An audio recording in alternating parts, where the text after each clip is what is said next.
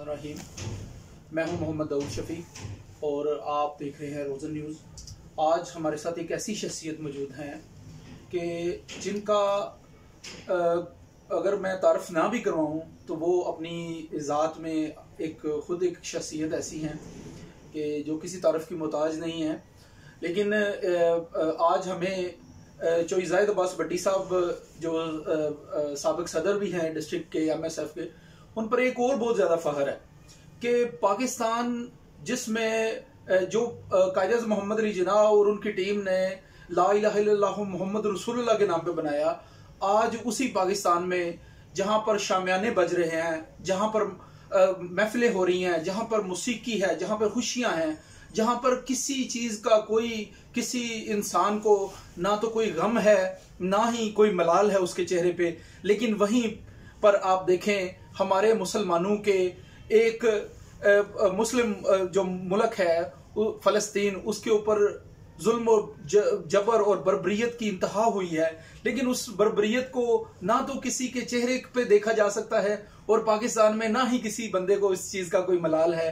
तो यहाँ के शामियाने और यहाँ की जो रातें रंगीन हैं और जो दिन और जो सवेरे हैं, उन पर आपको कतन तौर पे उस जुल्म और बर्बरियत का कोई अंसर, कोई पहलू नजर नहीं आएगा। वहीं पे हमारे चौधरी ज़ाहिद अब्बास भट्टी साहब अपना सारे तमाम सियासी मामला छोड़ के, तमाम समाजी मामला छोड़ के, तमाम कारोबारी मामला छोड़ के, दुनियादारी के तमाम मामला छोड़कर सिर्फ और सिर्फ इस वक्त फ़लस्तीन के ऊपर बात कर रहे हैं, फ़लस्तीन के ऊपर बात कर रहे हैं और उन लोगों के ऊपर बात कर रहे हैं जिनको पूरी दुनिया के मुसलमान जिनके सामने बिल्कुल ऐसे भीगी बिल्ली की तरह बने हुए हैं। भट्टी साहब, हम आपको सराज तहसील पेश करते हैं कि आप मुस्लिम उम्मा के वो लीडर हैं, मुस्लिम उम्मा के वो हीरो हैं जिनकी हमारे कायद मोहम्मद अली जिन्नाह ने जिनकी वजह से कहा था कि इसराइल के अलावा तमाम ममालिक जो है वो काबिल कबूल होंगे, लेकिन पाकिस्तान इसराइल को जो है ना कबूल नहीं करेगा। और इसराइल वाकई मुस्लिम ममालिक का जो दुश्मन है और उसने अपनी जो जुल्म बर्बरियत से साबित कर दिया है कि उसने दुश्मनी की इंतहा पार कर दी है। भट्टी साहब, आजकल आपकी क्या मसरूफियत है? बिस्मिल्लाहिर्रहमानिर्रहीम। बड़ी मेहरबानी, बहुत शुक्रिया दाऊद शफी साहब कि आपने मुझे अपने इस प्रोग्राम में बुलाया, जिसकी वजह से हमारी ये आवाज़ लोगों तक पहुँचेगी, क्योंकि ये सब हम मुसलमानों का फ़र्ज़ है कि इस वक्त जितना कर सकते हैं करें। और मैं आपका बड़ा मशकूर हूँ कि आपने मुझे इस काबिल समझा कि मुझे अपनी कम इल्मी और अपनी नालायकी का बड़ी अच्छी तरह एहसास है। लेकिन ये है दाऊद साहब, मैं भी आपके सामने यहाँ आपके साथ ही था, लेकिन ये जो वाक़यात, ये जो 7 अक्टूबर के बाद जिस तरह दुनिया एकदम चेंज हुई है, या जिस तरह के ये वाक़यात हम देख रहे हैं, हमने तो अपनी ज़िंदगी में शायद इससे पहले हम आंखें खोल के कभी देखे ही नहीं थे, या हमने इस तरह की चीज़ों की तरफ कभी ध्यान ही नहीं दिया था।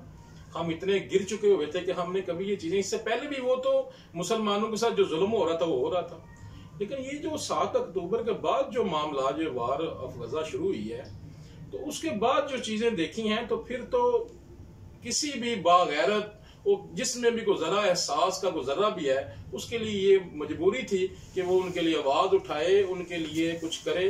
क्योंकि दाऊद शफी साहब, ये कोई हमारा कोई सियासी या कोई समाजी मसला नहीं था। नबी पाक सल्लल्लाहु अलैहि वसल्लम ने फरमाया है कि मुसलमान एक जिस्म की मानिंद है, जिस्म के किसी हिस्से को दर्द दो तो बाकी सारा जिस्म भी परेशान रहता है, वो भी महसूस करता है। या तो अगर हम उनका दर्द महसूस ना करें फिर हम मुसलमान ही नहीं है, क्योंकि अल्लाह के आखिरी नबी ने, सैयदुल अंबिया ने फरमाया है कि मुसलमान एक जिस्म की मानिंद है, और जिस्म का एक हिस्सा आप देख रहे हैं जो वहां हो रहा है, वो मैं समझता हूँ काबिल बयान भी नहीं है, जिस तरह के हालात वहां चल रहे हैं।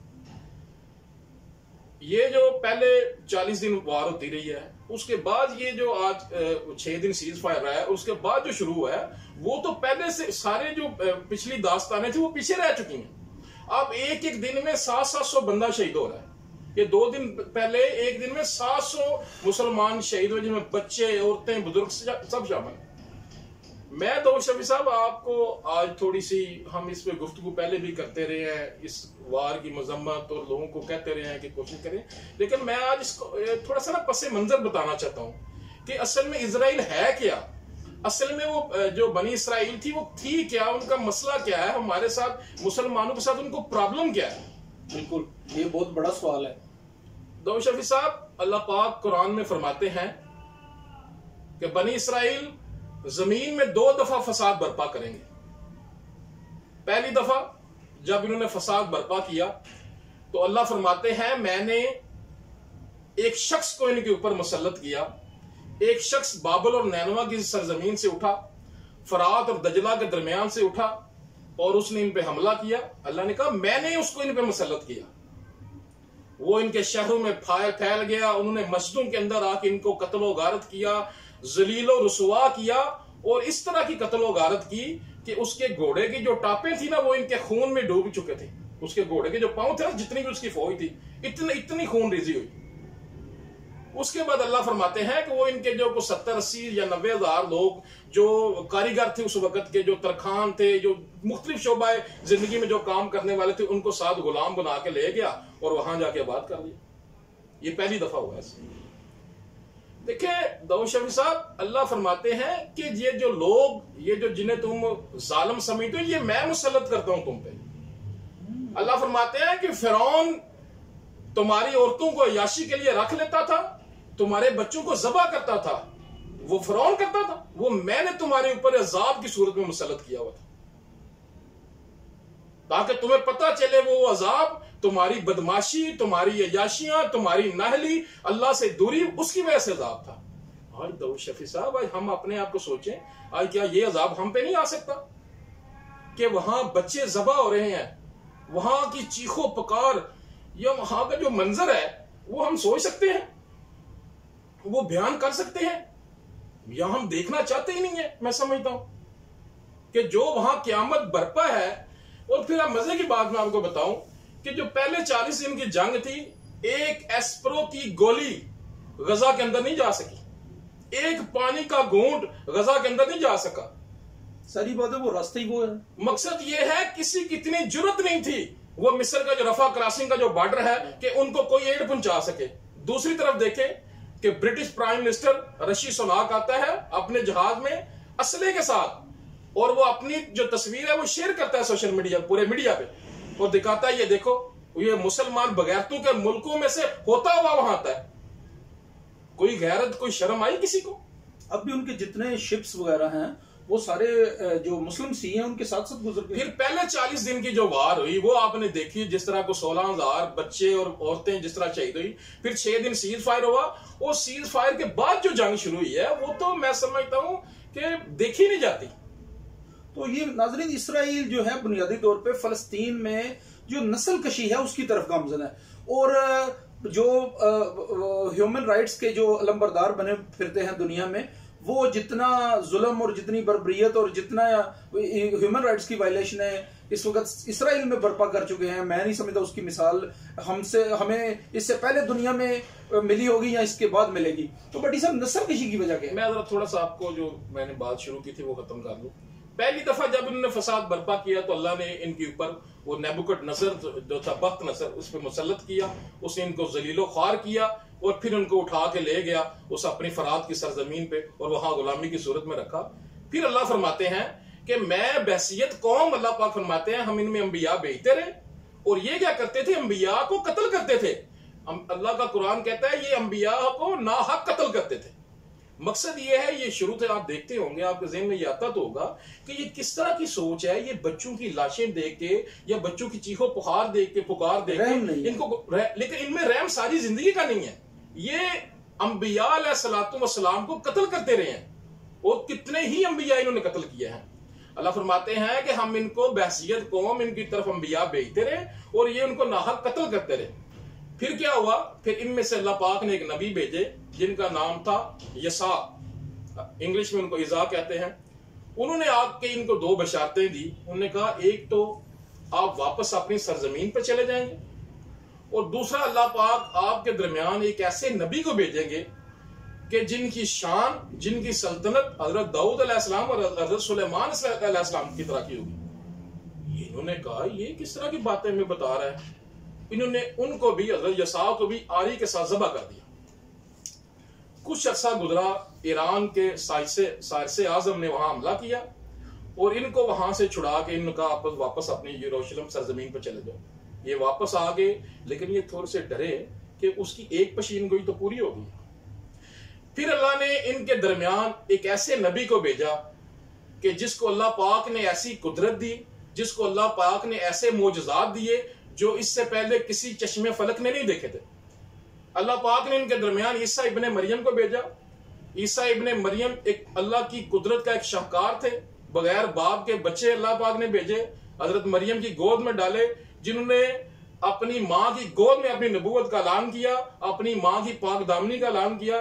फिर जब वो पैगंबर बड़े हुए तो मैं आपको मजे की बात बताऊं कि सारे अंबिया अल्लाह पाक ने मुशरकीन और कफार के मुकाबले में भेजे हैं, लेकिन जो ईसा अलैहिस्सलाम थे, वो जो इनके पीर और मौलवी थे ना उस वक्त के, उनके खिलाफ अल्लाह पाक ने भेजे थे। अब अल्लाह फरमाते हैं कि ये करते क्या थे, ये जो यहूदी थे, ये कुरान के, ये अपनी जो तौरात थी उसके कुछ हिस्से को मानते थे, कुछ को नहीं मानते, अपनी मर्जी करते थे।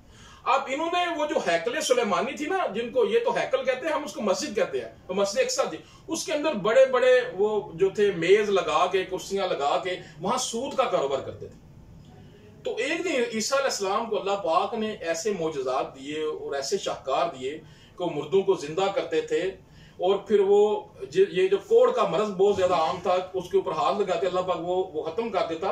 ऐसे शाहकार अल्लाह ने उनको दिए थे, लेकिन इनकी आंखें बंद थी, ये वो भी नहीं देख सके थे।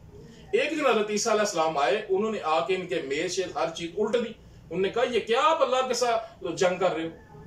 इन्होंने उस वक्त जो वहां गवर्नर था यरूशलेम का, उस वक्त पूरी जो गवर्नमेंट थी वो रोमन एम्पायर की थी, उस गवर्नर को कहा कि ये बंदा जो है ये हमारे साथ इस तरह कर रहा है, इसको सजा दी जाए। उन्होंने ईसा अलैहिस्सलाम को उस वक्त बदतरीन सजा जो होती थी वो सलीब पे सूली चढ़ाना था।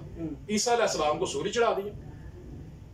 अब ये 600 साल ये समझते रहे कि ईसा अलैहिस्सलाम वाकई सूली चढ़ गए हैं। वो तो 600 साल बाद जब नबी अलैहिस्सलाम आए और कुरान पाक ने बताया कि नहीं वो तो सूली नहीं, वो तो अल्लाह पाक ने अपने पास बुला लिए थे उनको। उसके बाद क्या हुआ, उसके बाद फिर इन पे एक स्टाटस जर्नैल था रोमन, उसने फिर इन पे हमला किया, फिर इनको जलीलो ख्वार किया, और ये पूरी दुनिया में भटकते रहे। इनको वहां से निकाल के खत्म कर दिया, जलीलो ख्वार करके खत्म किया। उसके बाद ये सारी जिंदगी पूरी दुनिया में भटकते रहे, हर जगह से ये निकाले गए। उसके बाद नबी अलैहिस्सलाम के दौर में हैबर के मकाम पे जो हुआ, वह हैबर से निकाले गए। मदीने में कुछ इनके जो आबाद थे को कबीले, वो बादहदी के मुर्तकब हुए, उनको वहां से निकाला गया। पूरी दुनिया से ये जलीलो ख्वार होते रहे और सारी जिंदगी होते रहे। और मैं आपको मजे की बात बताऊं, सारी जिंदगी ईसाई इनको इनके साथ जुल्म करते रहे और ये मुसलमान इनको बना देते रहे, जलीलो ख्वार होते रहे। जब स्पेन में इन्होंने दोबारा मुसलमानों पे जवाल आया है, तो वहां से भी ये इनको मुसलमान तो वहां छोड़ चुके थे। इन्होंने 1 लाख यहूदी को मेरा कत्ल किया है, बाकियों को जो था कुछ छोड़ के वो सल्तनत उस्मानिया के पास है, उन्होंने पनाह दी इनको। उसके बाद जो वहां रह गए थे, कहा कि तुमने हिसाई होकर रहना है, रोज सुबह सूर के गोश्त का नाश्ता करना है। तो उसके इस तरह की जिल्लत की जिंदगी इन्होंने गुजारी है। लेकिन मैं आपको ये बताऊं, उसके बाद फिर वो अल्लाह पाक ने कहा था कि क़यामत की आखिरी निशानियां जब शुरू होंगी, जब 1896 में जब वो जो फ़िरौन की लाश बरामद हुई है, दोबारा निकली है, तो क़यामत की आखिरी निशानी में अल्लाह ने कहा था। इन्होंने फिर उस वक्त 1896 के बाद स्विट्जरलैंड में एक बहुत बड़ा इज्तिमा किया, अपनी मीटिंग की। उन्होंने कहा अब हमने मार दी खानी, अब हमने फैसला करना, अब हमने इस दुनिया पर हुकूमत करनी। लेकिन उन्होंने फिर मेहनत की, 3 चीजें उन्होंने चुन ली, 3 चीजें, साइंस एंड टेक्नोलॉजी, फाइनेंस और मीडिया। उन्होंने कहा इसमें से हमने सारी दुनिया को अपने नीचे लेके आना। फिर आइंस्टाइन आया, वो यहूदी था। फिर फ्रेड आया, आइंस्टाइन फिजिक्स में आया, वो यहूदी। वो जो मॉडर्न टेक्नोलॉजी का जो था उसमें फ्रेड आया। मकसद सारी चीज में इन्होंने सबको अपने नीचे ले लिया, एक मेहनत की इंतहा कर दी। उसके बाद 1917 में इन्होंने बरतानिया के साथ एक मुआहदा किया कि हम आपके लिए जिस जगह भी आपकी जंग होगी हम आपकी मदद करेंगे, हमारे लोग आपके साथ लड़ेंगे, लेकिन आपने हमें रहने को एक खित्ता देना। ठीक है, वो इनका मुआहदा आया। 1920 में उन्होंने इनको ये जो फलस्तीन का इलाका था वहां रहने को, जब पहली दफा वो जो मार्क शेल्ड था वो 1920 में आया है तेल अवीव के इलाके में। तेल अवीव कहते हैं टीला जिसके नीचे पानी हो। 60 लोग 1920 में आए हैं, 60 लोग। उनके हाथ में वो 60 गूंगे थे जिनके ऊपर प्लाटो के नाम थे। उन्होंने आकर रहना शुरू किया। अब आप सोचें वो 60 लोग आए हैं। वो सहरा बियाबान इलाका जहां ना कोई जिंदगी गुजारने के मौके थे, ना कोई वहां रहने के लिए कोई चीज थी, कुछ भी नहीं था, लेकिन उन्होंने आके वहां रहना शुरू किया। पूरी दुनिया के यहूदियों ने फ्रांस छोड़ा, जर्मनी छोड़ा, इंग्लैंड छोड़ा, अमेरिका छोड़ा, ममालिक सब कुछ छोड़ के सारी आसाइशें छोड़ के वहां रहने आए कि उनको पता था कि एक हमारा मसीहा आएगा और हमने यहां रहना है। फिर वो वहां रहना शुरू किया। फिर जिस तरह भी उन्होंने जितनी भी मुश्किल जिंदगी गुजारी, वहां वो सारे इकट्ठे होते गए और 1948 14 अगस्त 1947 को पाकिस्तान बना और 5 मई 1948 को इसराइल की रियासत का ऐलान हुआ। मकसद ये है कि किस तरह उन्होंने मेहनत करके, किस तरह उन्होंने, क्योंकि उनको अपना दीन याद था, क्योंकि उनको याद था कि हमारा मसाया आएगा और वो हमने उसको यहां मिलना है। लेकिन हमें क्या याद है? कुछ भी। हमने क्या किया इसमें? अब देखें कि एक टेस्ट केस होता है। 1967 में जब ये वार हुई है अरबों के साथ उनकी, तो वो उस वक्त जो उनका प्राइम मिनिस्टर था वो कहता है कि जब हमने पहली दफा मुसलमानों पे हमला किया तो हमें ये था कि पूरी दुनिया के मुसलमान सुबह होगी हमें पड़ जाएंगे। मैं सारी रात मुझे नींद नहीं आई, लेकिन दूसरे दिन हमने देखा कि कोई चक्कर ही नहीं। मकसद ये है कि उन्होंने हमें टेस्टर लगा के चेक कर लिया हुआ है कि हमारी क्या हैसियत है, हम क्या है क्या नहीं है। कोई गैरत शर्म नाम की कोई चीज हमें दुनिया में इस वक्त तो मुसलमान ममालिक बड़े तरक्की याफ्ता हैं, फाइनेंशियली बहुत ज़्यादा स्ट्रांग हैं और एक बड़ी तादाद मुसलमानों की पूरी दुनिया में है, तो उसके बावजूद हम इतने बेबस क्यों हैं? देखो सर, हमने अपने दीन को छोड़ा। मुसलमान की कामयाबी अल्लाह के हुक्म और नबी अलैहिस्सलाम के तरीकों में, इसके अलावा कोई कामयाबी नहीं है। मेरी बात सुने, आज हम ताकतवर या जितने दौलत या जितने वसाइल या तादाद में जितने आज हमें कभी हुए हैं, नबी अलैहिस्सलाम ने फरमाया सहाबा को कि तुम पे एक वक्त ऐसा आएगा कि दूसरी कौमें तुम्हें दावत देंगी एक दूसरे के, आओ इसको मार दो, जैसे खाने पे दावत दीजिए ना, आओ खाना खा लो, इस तरह एक कौमें एक दूसरे को दावत देंगी। तो सहाबा ने कहा या रसूलल्लाह कि हम तादाद में बहुत थोड़े होंगे।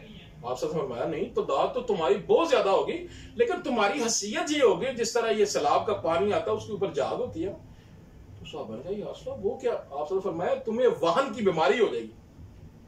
सहाबा ने कहा वहन क्या होता है? आपने फरमाया कि दुनिया की रगबत तुम्हारे अंदर दाखिल हो जाएगी और मौत से तुम्हें डर लगेगा। मकसद ये है कि दुनिया की लालच, दुनिया के हिरस, दुनिया की उम्मीदें, सारी दुनिया की चीजें अब हमारे अंदर हैं और हमें कोई एहसास नहीं, हमें कोई गैरत, कोई शर्म अगर होती, इंक्लूड मेरे साथ सब के, तो ये गजा में इस तरह होता। लेकिन रियासतों की मजबूरियां और हुक्मरानों के अपने जो चौंचले हैं वो तो किसी न किसी जगह पर किसी न किसी मोहताजी का शिकार होते हैं। लेकिन बड़ी साहब, पाकिस्तान की अवाम में आप जैसे बड़े हीरो मौजूद हैं जो आज भी इस दर्द को न सिर्फ महसूस करते हैं बल्कि इस दर्द के साथ इसको कम करने के लिए, फ़लस्तीन के दर्द को कम करने के लिए वो दीवारों के साथ टकरे मारे हैं कि हम क्या करें कि फ़लस्तीन का दर्द, उनका दुख कम हो सके। ये मेरे हाथ में ना इस्लामी जमहूरिया का पासपोर्ट है।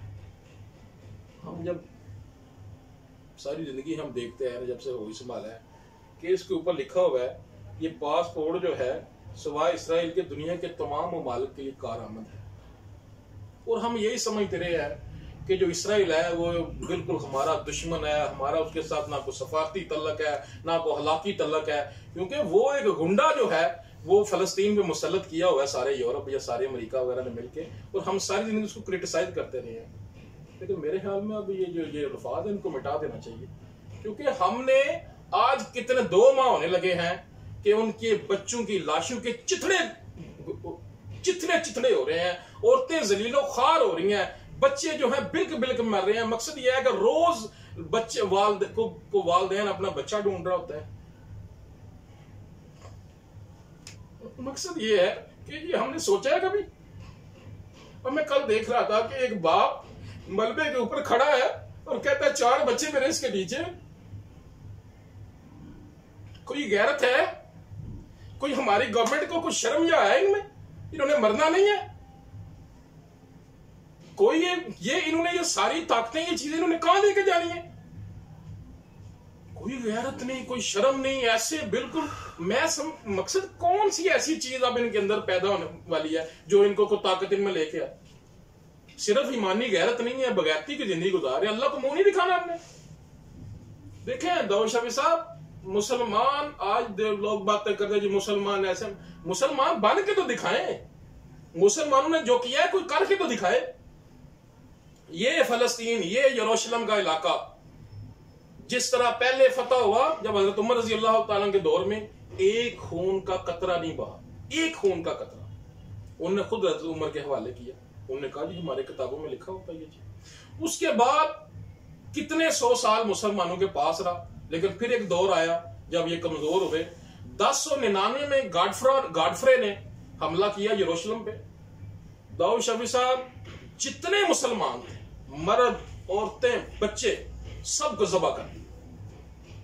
एक भी बच्चा या एक जिंदा इंसान को नहीं छोड़ा, ज़बह कर दिया सबको।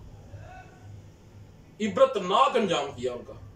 ठीक 88 ईयर बाद 1187 में सुल्तान सलाहुद्दीन अय्यूबी फतह करते हैं बैतुल मक़दस को, और जब बड़ी मुश्किल से फतह करते हैं, फतह करने के बाद आम माफी का ऐलान होता है कि जाओ अपने बच्चों के साथ, इवन अपने माल के साथ जो लेके जाना तो ले सको। फिर आपको अपने इलाकों तक, हिसाई इलाकों तक आप जो था प्रोटेक्शन दी, उनको बाहिफाजत पहुंचाया गया। ये मुसलमान ये करते थे। आज अगर मुसलमान के पास जिसको गैरत होती तो ये किसी काफिर के बच्चों के साथ भी करके दिखाता जो हमारे बच्चों के साथ हो रहा है, लेकिन कोई बात ही नहीं है कोई। मैं कहता हूं कि किस तरह हमें एहसास आएगा। लेकिन मैं आपको ये बता दूं शफी साहब, गजा के बच्चे भी शहीद हुए, हमारे अंदर से इस्लाम शहीद हो गए। हम मुसलमान कहलाने के काबिल नहीं रहे वैसे।